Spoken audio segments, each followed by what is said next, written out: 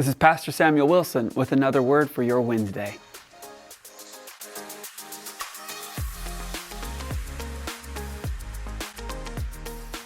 Today we're looking at a peculiar text out of James chapter 1, verses 2 to 4.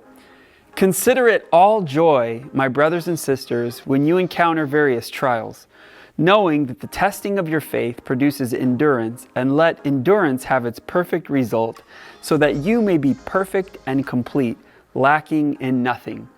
That's quite an interesting text. Consider it all joy when you face trials.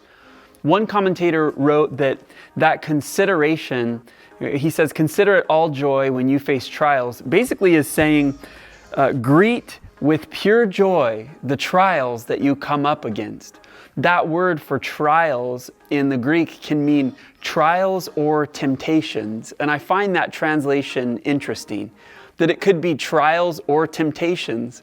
And what we often find is when we face trials, there are temptations that the enemy tries to put in place to tempt you to think a way that God would not want you to think, or to consider things that you ought not.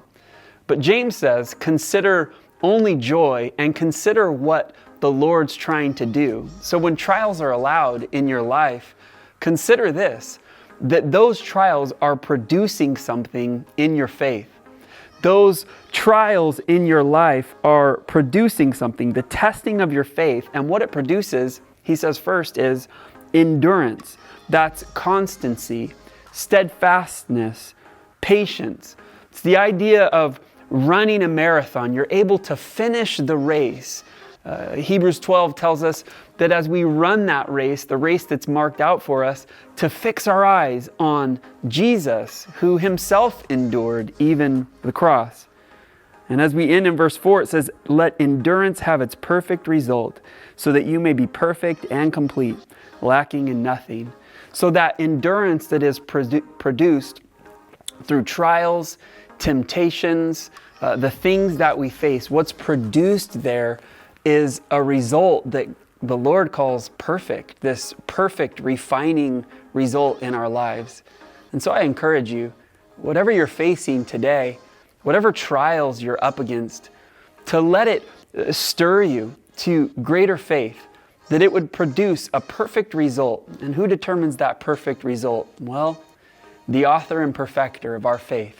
That's the Lord. So if you're facing a trial today, greet it as pure joy, because God's doing something, and in your life, he's doing what only he can do. And I pray that you would allow him to. I hope you're having a great week. God bless you.